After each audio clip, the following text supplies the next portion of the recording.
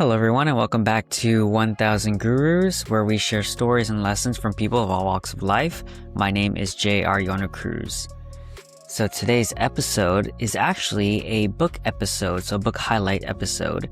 So for those of you who don't know, I read about 2 books a month, and over the course of the last several years, actually closer to more than 10 years now, I've accumulated some of my favorite books.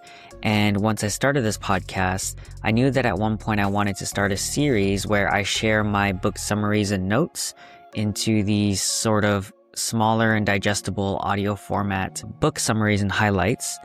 So the first book highlights that I shared were my personal finance one. It was a combination of 3. The second one was The Life-Changing Magic of Tidying Up by Marie Kondo. And this will be the third one. And it's always hard to go through and figure out my favorite books. I think I wanted to do a book on productivity and effectiveness and getting things done. And this book has always been at the top of my list for that field, that area, which is Make Time by Knapp and John Zeratsky. So I'm pretty excited to share this with you. And like always, I'll share an overview, description, PDF in the link below, as well as the link to my book summary, of course, for this book. Highly recommend you check it out, read my summary, check out the actual book. But I'm pretty excited to get into this one because a lot of my own strategies and philosophies about productivity have come from this book. So it was very pivotal for me. Oh, and last note, I'll also be linking this presentation if you are audio only. If you're YouTube, you'll see it, but for the audio only, I'll also link this Gamma presentation for you to check out and follow along. So without further ado, let's get into it. So today we're diving into a book that tackles one of the biggest challenges of modern life. How do we find time for what actually matters when we're constantly busy and endlessly distracted? The book is Make Time, How to Focus on What Matters Every Day by Knapp and John Zeratsky. So these guys created Google Ventures' famous design sprint process, and they've worked on products like Gmail and YouTube. But this book isn't about productivity hacks or squeezing more tasks into your day. It's about something fundamentally different. It's about escaping the busy bandwagon, stepping off the hamster wheel, and designing your days around what you actually want to focus on. I picked up this book on a personal recommendation from my coworker Chris, and I'm so glad that I did. It gave me a completely new framework for thinking about my time and attention. The challenge. Let me start by asking you a question. Do you ever feel like you're constantly busy, but at the end of the day, you're not sure what you actually accomplished? Or maybe you feel like you're always reacting to emails, notifications, to other people's priorities, instead of proactively choosing how to spend your time. If so, you're not alone. According to Knapp and John Zeratsky, there are 2 major forces competing for your time and attention in the modern world. The busy bandwagon. So the first is what we call the busy bandwagon. This is the mindset that says if you want to meet the demands of the modern workplace and function in modern society, you must fill every minute with productivity. Everyone else is busy, so you don't want to fall behind. You don't want to be the one who has to catch up. Sound familiar? Infinity pools. So the second force is what they call infinity pools. These are apps and other sources that are endlessly replenishing content. Social media feeds, news sites, streaming platforms, email inboxes, they never run out. There's always more to consume. And together, these 2 forces create a default mode of constant busyness and endless distraction. But here's what Jake and John ask. Is constant busyness really mandatory? Is endless distraction really inevitable? Or are we all just stuck on autopilot? And more importantly, what if there was a way to step off the hamster wheel and start taking control of your time and attention? That's what this book is all about. Here's the key insight that changed everything for me. Even if you can't control your schedule, you can control your attention. Make Time isn't about saving time. It's about making time for the things that actually matter.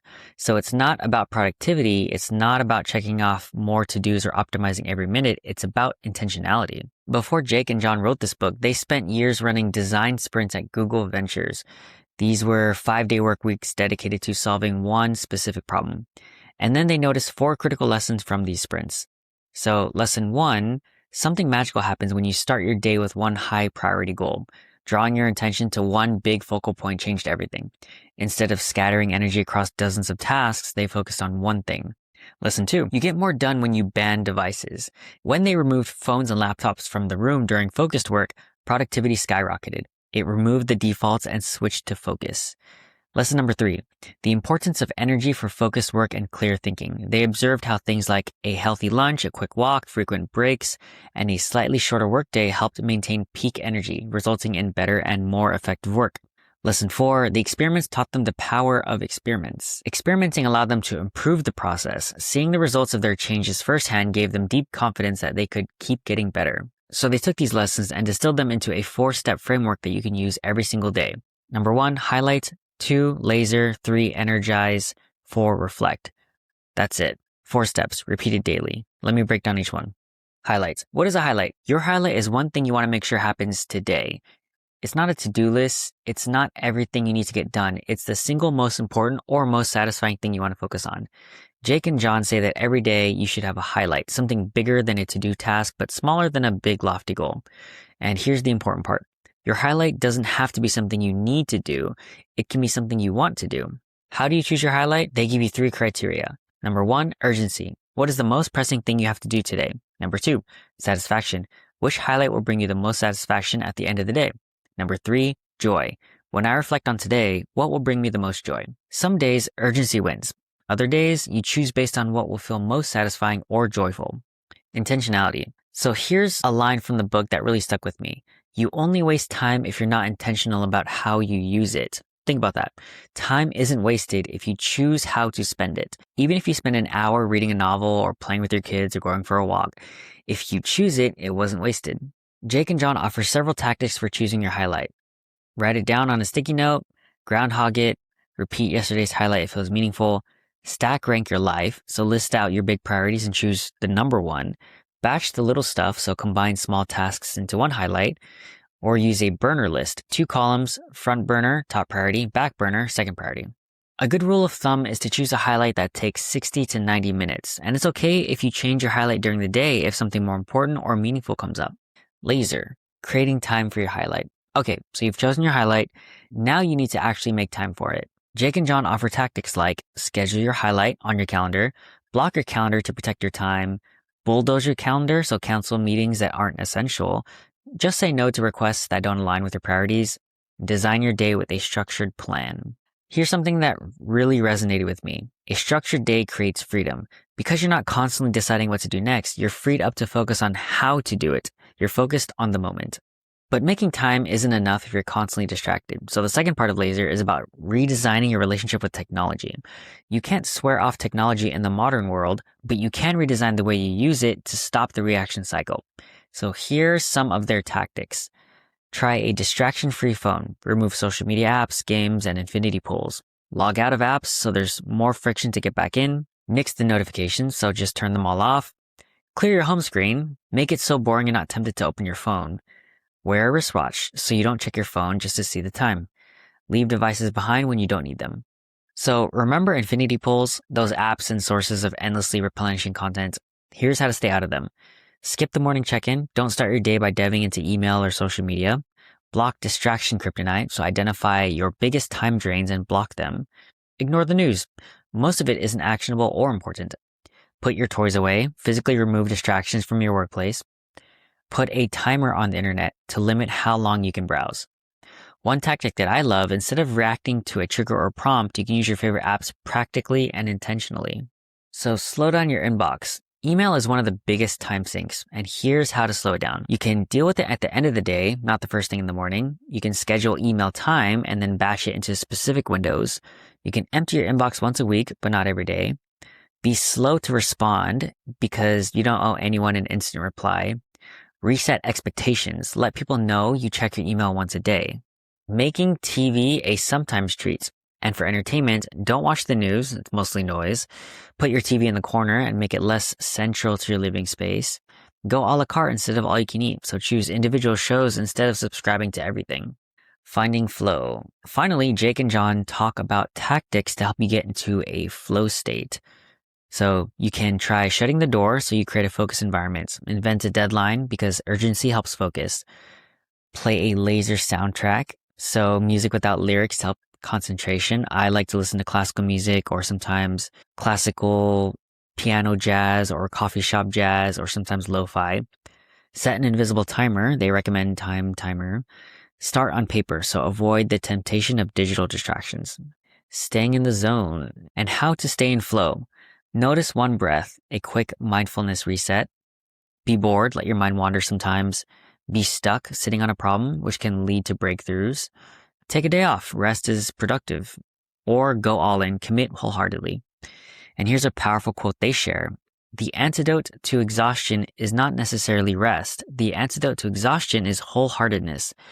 So wholeheartedness is complete commitment. It's holding nothing back. It's letting go of caution and allowing yourself to care deeply about your work, relationship, or project. It's throwing yourself into the moment with enthusiasm and sincerity. Energize, charge your battery. So why does this matter? So why energy matters? Here's something critical. To get the energy you need for a focused, high-performing brain, you gotta take care of your body. Jake and John break Energize into 6 principles. Number 1, keep it moving. Number 2, eat real food. Number 3, optimize caffeine. Number 4, go off the grid. Number 5, make it personal. And number 6, sleep in a cave. So we'll walk through each one. Principle 1, keep it moving. Exercise, but not in the way you think. Here's a quote that they love from Gretchen Rubin. What you do every day matters more than what you do once in a while. So the takeaway is don't strive for perfection. The key is developing a daily habit. Even if you can't do a full workout, just go out for 10 minutes or take a walk. Go small and go every day, or at least as close to every day as possible.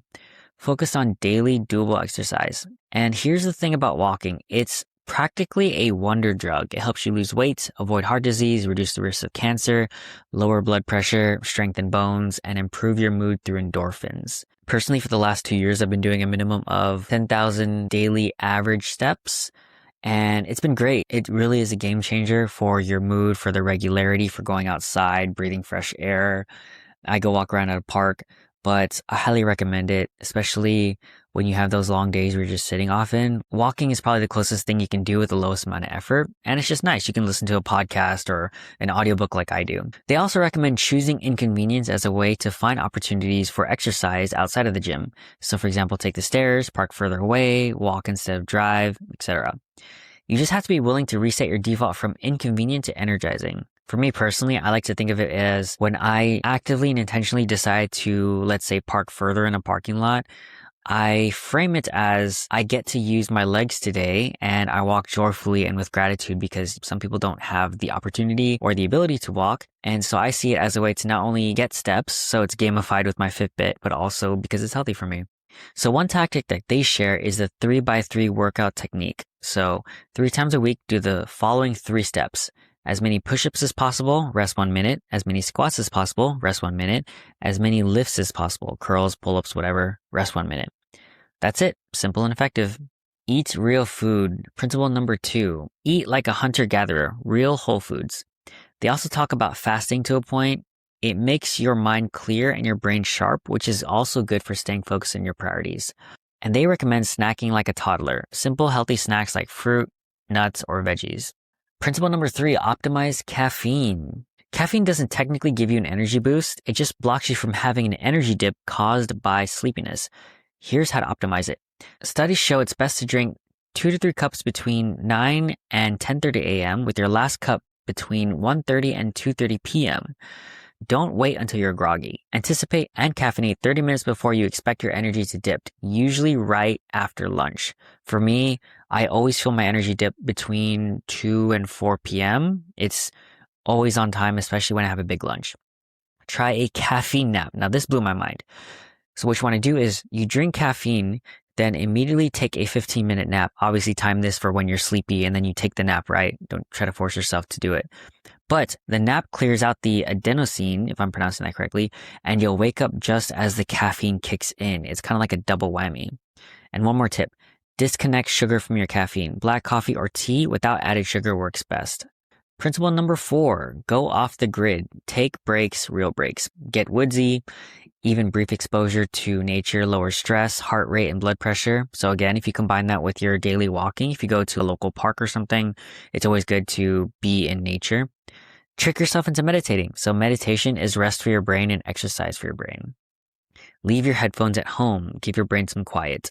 I think this is something I need to do more when I go on my walks. Sometimes just walk without any music or noise or audiobooks. Principle number 5, make it personal. So humans evolved to thrive in tight-knit communities, and even introverts need social connection. I think we all know this. Spend your time with your tribe, people who admire and inspire you, who make you laugh and let you be yourself. Here's a simple one. Eat without screens. Make meals a time for connection, not distraction. Sleep in a cave. Principle number 6. Make your bedroom a bedroom, not an office and not an entertainment center. So fake a sunset, dim your lights in the evening to signal bedtime. Sneak a nap if you need it. Don't jet lag yourself. Keep a consistent sleep schedule. I think this is the most important thing about sleep and getting good sleep is if you can keep a constant schedule, your sleep quality will improve drastically. And I've seen that in my own life. The more consistent I go to sleep and wake up, the better my sleep is. And they recommend put on your own oxygen mask first. So take care of yourself so you can show up for others. So that's why sleep is so important. Reflect, adjust, and improve. The power of reflection. The fourth and final step is reflect. This is where you fine-tune your system. It's the experiment mindset. So here's the process. Observe what's going on, guess why things are happening the way they are, experiment to test your hypothesis, and measure the results and decide whether you were right. Reflection is what turns make time from a one-time strategy into a sustainable system. You can try tactics, you can see what works, you adjust, you improve. That's how you build a life designed around what matters to you. All right, so now we made it to key takeaways. So let me summarize the core ideas. So takeaway number 1, the 4-step framework. Highlight, choose your priority. Laser, make time and beat distraction. 3, energize, charge your battery. 4, reflect, adjust and improve. Takeaway number 2, 3 criteria for choosing your highlight. Urgency, what's the most pressing? Satisfaction, what will feel the most satisfying? Joy, what will bring the most joy? Takeaway number 3, you only waste time if you're not intentional. Time spent on things you choose isn't wasted, even if it's rest or play. Takeaway number 4, a structured day creates freedom. When you plan your day, you're not constantly deciding what to do next. You're free to focus on how to do it. Takeaway number 5, redesign your relationship with technology. You can't eliminate tech, but you can eliminate infinity pools and distractions. Takeaway number 6, exercise beats heroic workouts. So what you do every day matters more than what you do once in a while. Takeaway number 7, optimize caffeine strategically. Don't wait until you're tired, caffeinate before the dip. Takeaway number 8, wholeheartedness is the antidote to exhaustion. Complete commitment and going all in energizes you. Takeaway number 9, make it personal. Spend time with people who inspire you and make you feel alive. Takeaway number 10, reflect and experiment. This isn't a one-size-fits-all system. Try tactics, measure results, and adjust. So that's it. That's what I'm taking away from Make Time by Jake Knapp and John Zeratsky. I really love the book and I'm glad my coworker recommended it. What I appreciate most is that even though it's about productivity, it really actually focuses on how to have a more focused life in general. It gives you a holistic view on how to improve your life across energy, health, relationships, career, everything. And in my opinion, I think productivity, if it's not focused holistically on all aspects of your life, it doesn't really mean anything because it's like you can climb up the ladder really well, but if you're not climbing up the right ladder or ladders and you're not taking care of all of them, then it doesn't really matter how fast or how well you climb. The format is a bit unusual. There are 87 different tactics spread across 4 steps, but when you step back and see them organized into the framework, it all makes sense. And here's the beautiful part. You don't have to do all 87 tactics. You can pick the ones that work for you, you experiment, and you adjust. Because the goal isn't perfection, it's intention. So if you're feeling overwhelmed by busyness and you're tired of being distracted, if you want to take back control of your time and attention, read this book. Honestly, I feel like that applies to everyone. We're all trying to figure it out, right? Try the framework. Start with one highlight tomorrow. You can find my full book summary with all of my notes and highlights at marloyonocruz.com. I've got detailed notes on all the tactics and principles we covered today. And so finally, I want to say thank you guys. Thank you guys for listening to 1000 Gurus as always. If this resonated with you, share it with someone who needs to hear it. I really appreciate it. This probably will be just on YouTube and on the audio version. So please be sure to like, follow, subscribe, and leave us 5 stars on whatever platform you're listening to this on. And final reminder to, as always, be kind to other people, especially yourself. Always be kind to yourself. And remember that you can always learn something from someone if you take the time to listen. So thank you guys for being here.